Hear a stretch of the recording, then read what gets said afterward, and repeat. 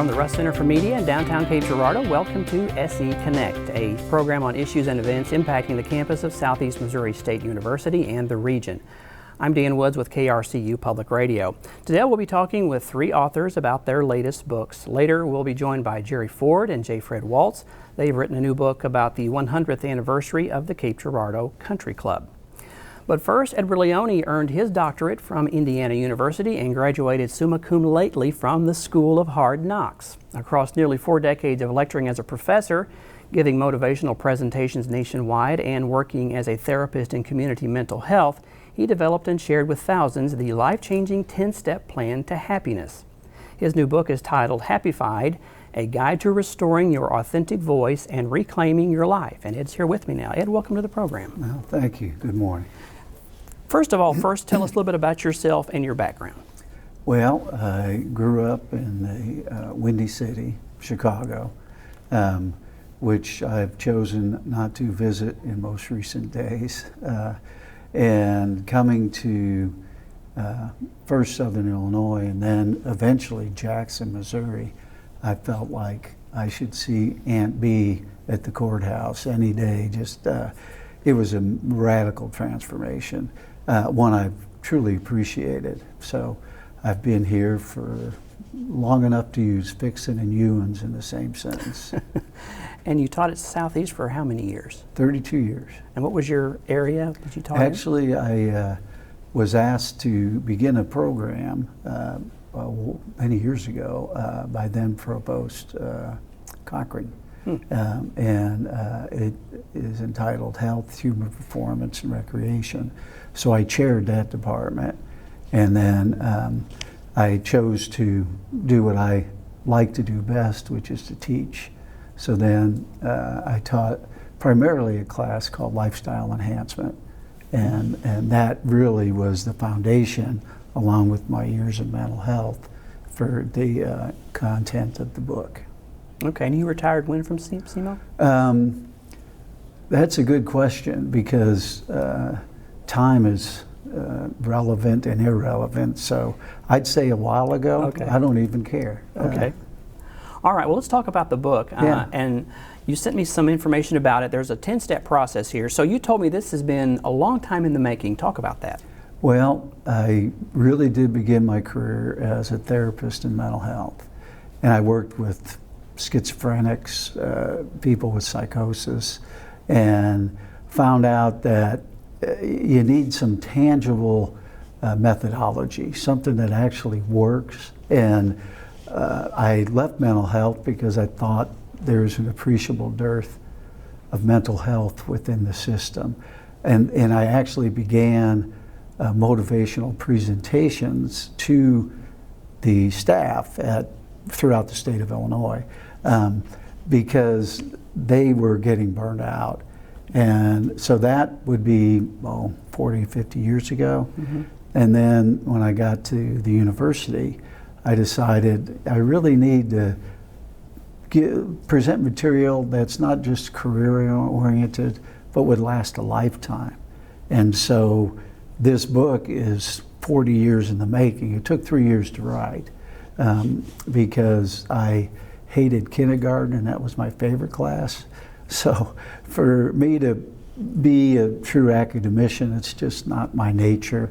I like in-person discussions, and I don't know if I'd make it well in this high-tech world of teaching with the Zoom and stuff like that. So I like interacting with people, and during 40-some years of doing that, I realized that inspiration, which is a wonderful thing, because if you look around today, you're not always inspired by what you see.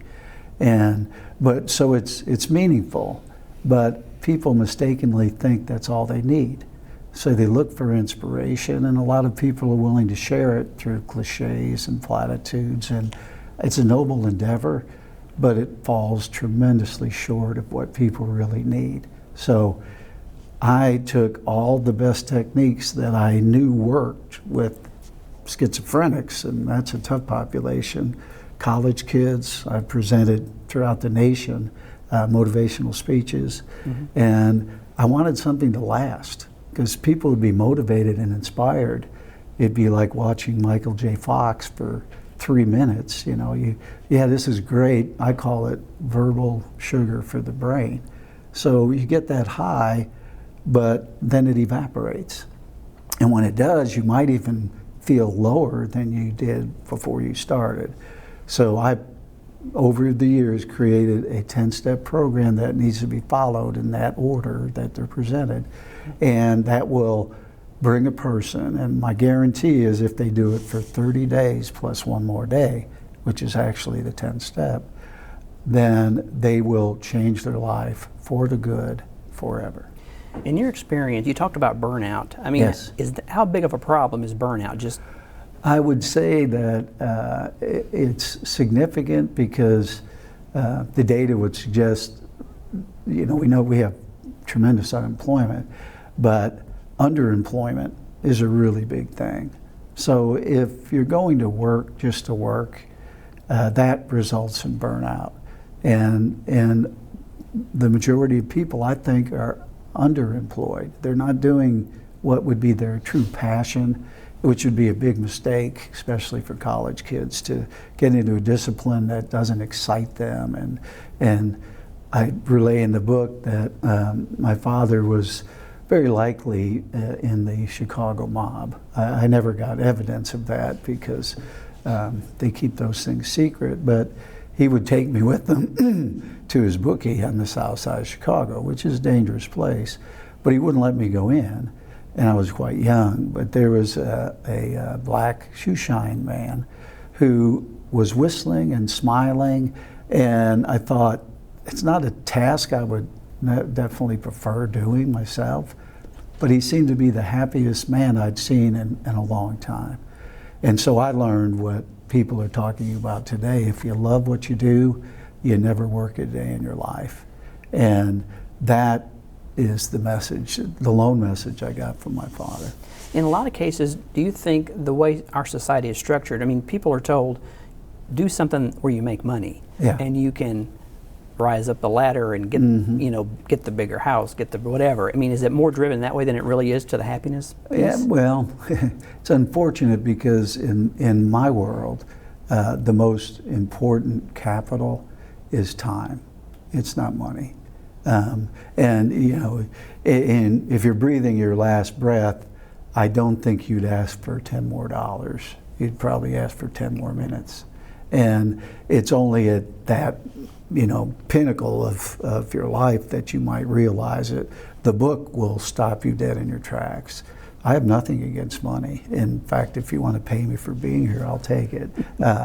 But you can do both. You can earn money, but if that becomes your priority, then you're whispering, and the book is about your gentle whisper. You're whispering the wrong message.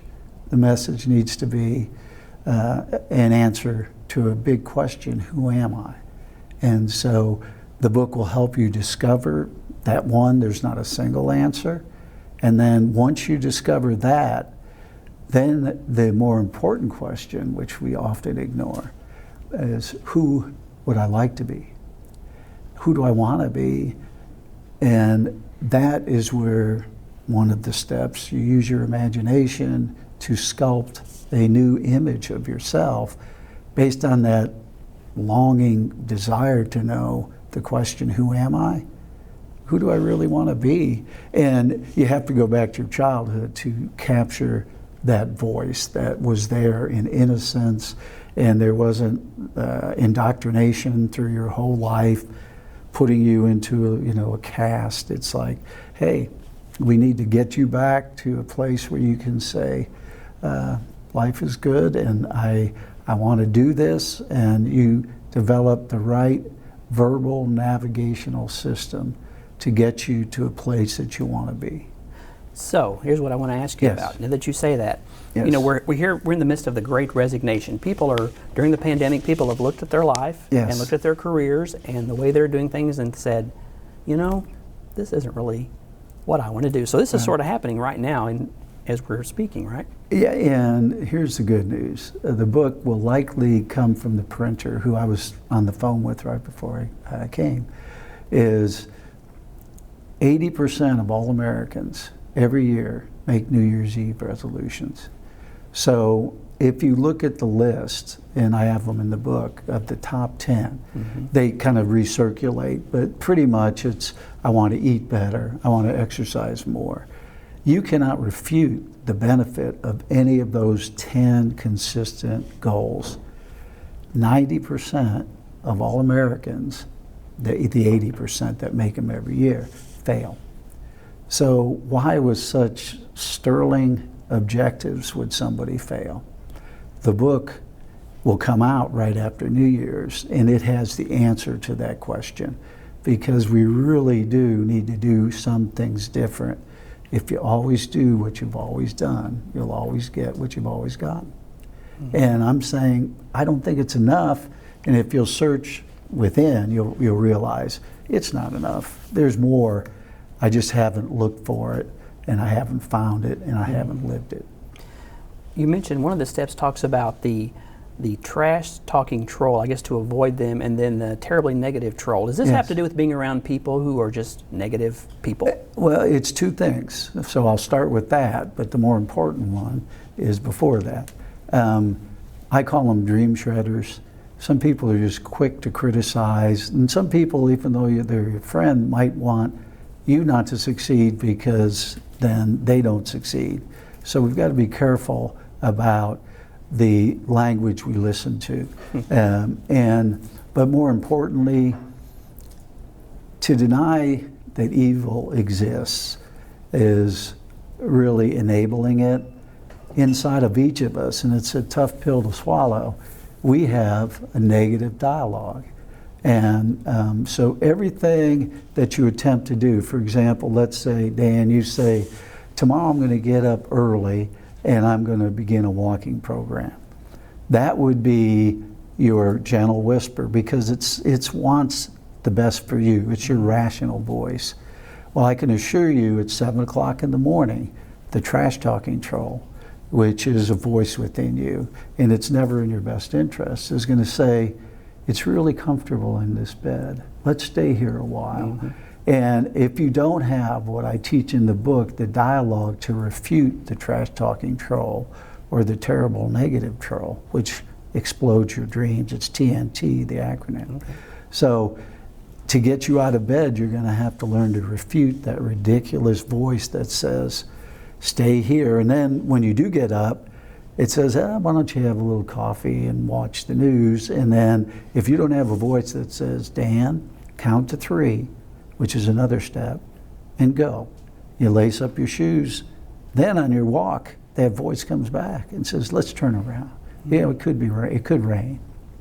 If you don't have the right dialogue to refute the trash-talking troll and the negative troll, then you're going to give in, because their way of life is easy peasy. And because it's so comfortable, you'll choose it 9 out of 10 times.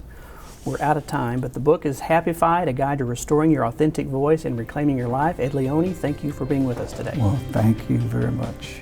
When we come back, we'll talk with authors Jerry Ford and J. Fred Waltz, who've written a new book reflecting on the 100th anniversary of the Cape Girardeau Country Club. This is a special edition of SE Connect, and we'll be right back.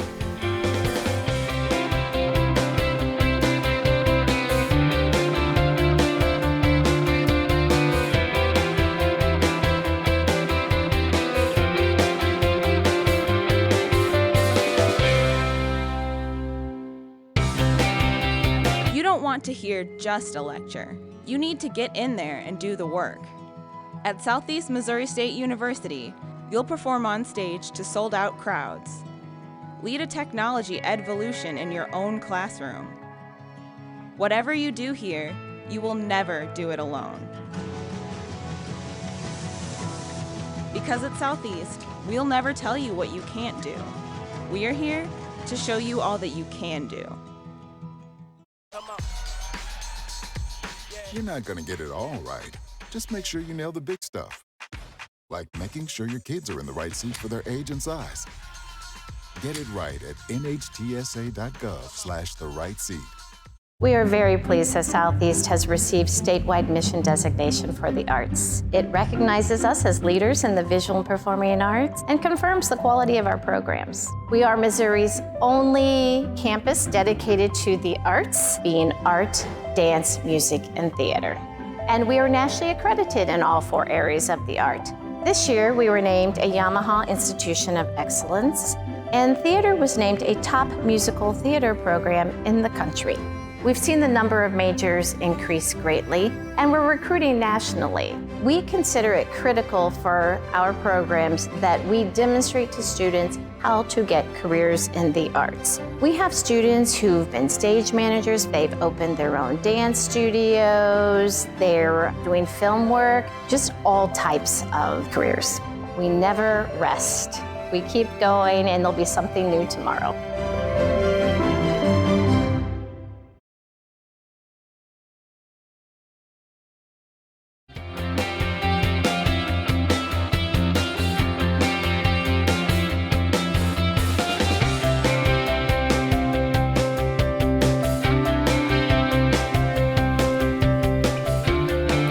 Welcome back to a special edition of SE Connect. The Cape Girardeau Country Club is celebrating its centennial anniversary this year. Our next guests have written a book, The First 100 Years, the Cape Girardeau Country Club, its celebration of the milestone. We're here with J. Fred Waltz and Jerry Ford. Jerry's been on the program before as an author, and J. Fred's an attorney and a trustee at the Country Club, right? Correct. Good to have you guys here. Glad to be here. Okay, Jerry, so what prompted to do the book? What got this started? Who kind of Well, spawned J. the Fred idea? really kind of started. You started it, huh? So tell us what inspired you to get this going, J. Fred. Well, I mean, we were celebrating a 100-year anniversary, and very few institutions last that long. Yeah. And it really was to inspire our members for them to realize what great traditions and history this club had, and how connected it was to the community, to Cape Rock, and to make them aware of the things that had transpired in the past so they could appreciate the future. Yeah. So the first golf match happened in April of 1921. Correct. That's just amazing to me. There's a lot of things that have happened. Tell us just one of the milestone or key moments, Jerry, in the history of the Country Club that sticks out in your mind. Well, World War II. With all the men having to go to service, it decimated the club. And so they reorganized from a financial standpoint more than anything to get the club on a good, firm foundation to move forward. Has it always been in the same location, all the 100 years? Yes. Same. And there was a fire, it burned in when, what year? 63. December the 11th, 1963. The exact date. Completely wiped it out? Yeah, burned to the ground. And rebuilt. How long did it take to rebuild? It opened December the 11th, 1965. Wow. So a lot of the members, I guess, tell us about the membership. Are these folks instrumental, I mean, community leaders? Give us an idea of who's been a part of this organization. Either one. Jerry? Well, lawyers, bankers, doctors, musicians. A few musicians probably along the line, huh? Yeah. So golf really doesn't have a profession per se. It's for everyone that has a love of the game of golf and would enjoy social and recreational activities. So our membership is as varied as anything could be. Now, originally the community leaders were instrumental in creating the country club.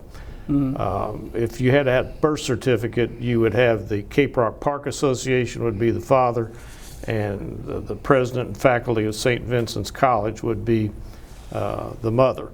Okay. Because St. Vincent's was in the process of trying to dispose of the old Cape Track, which was it was basically 1,000 acres, 850 acres, I guess, would have been the old Cape Track. Okay. And they were in the process of trying to get rid of it and sell it off as subdivisions and whatever. And the Cape Rock Park Association came along, and there had been a long desire to have a golf links in Cape Girardeau. So these community leaders who were part of the Cape Rock Park Association then formed the Cape Girardeau Country Club as a not-for-profit organization. And that's how it was spun off. It was basically spun off out of a desire to preserve Cape Rock. And that was the origin, really. That's the origin of it. Okay. And so those were community leaders. Yeah. And all the members of the Rotary Club put in $100 apiece to buy the first 10 acres of land. How many acres now? What's the acreage? 168. 168 acres.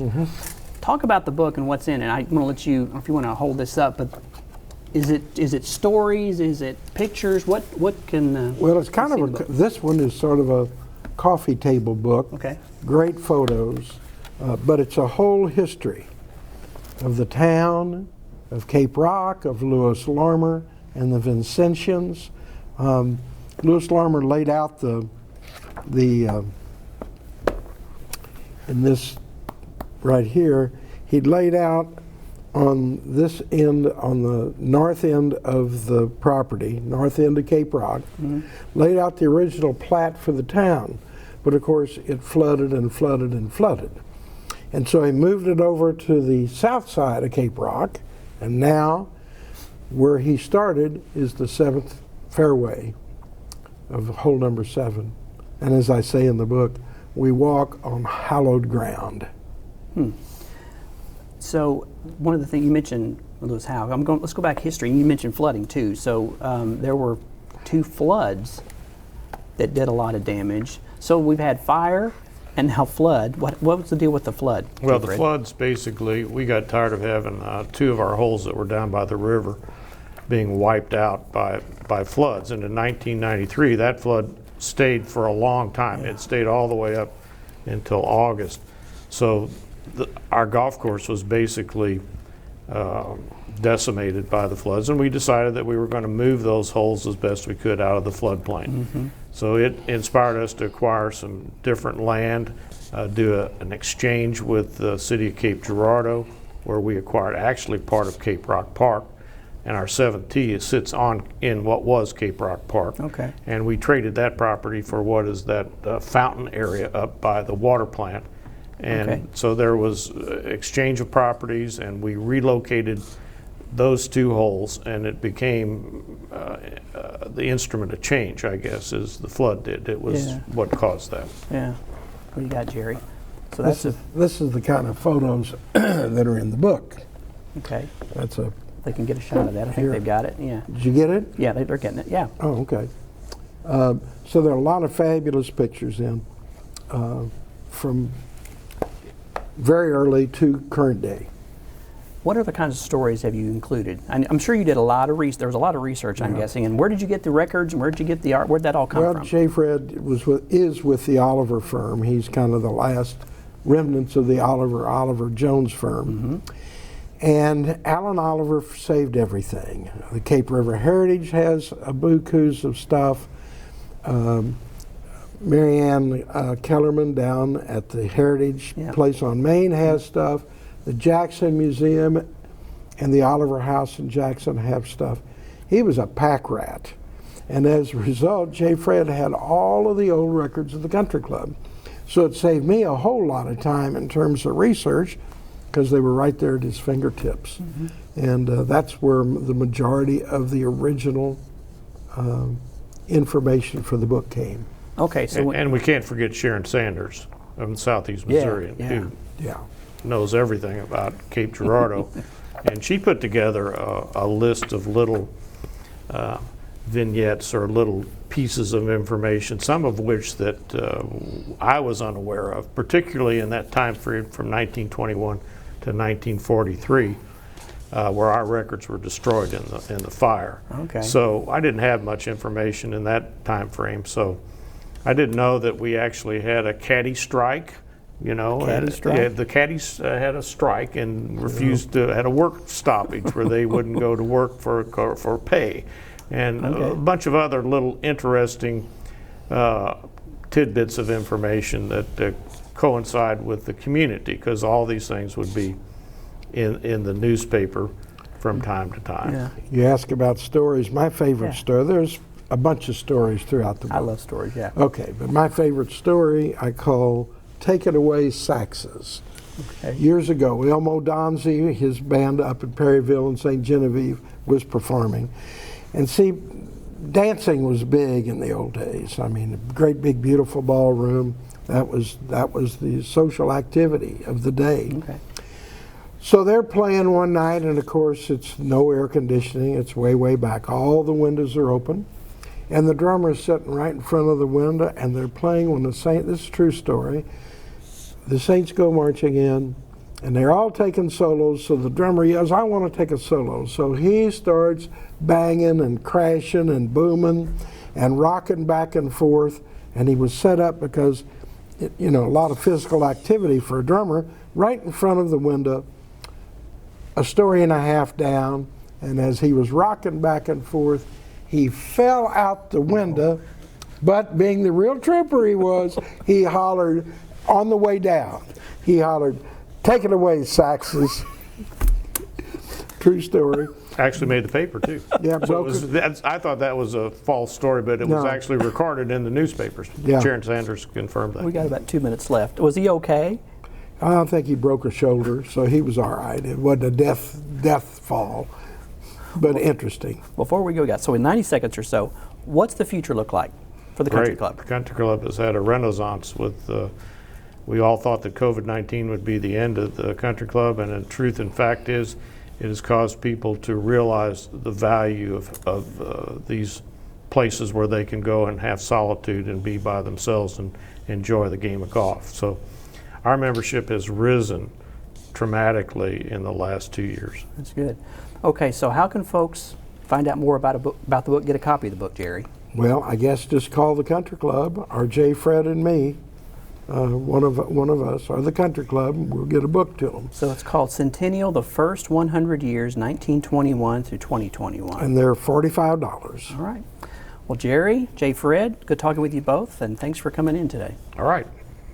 Our pleasure. And SE Connect is a collaboration of KRCU Public Radio and the Department of Mass Media here at Southeast Missouri State University.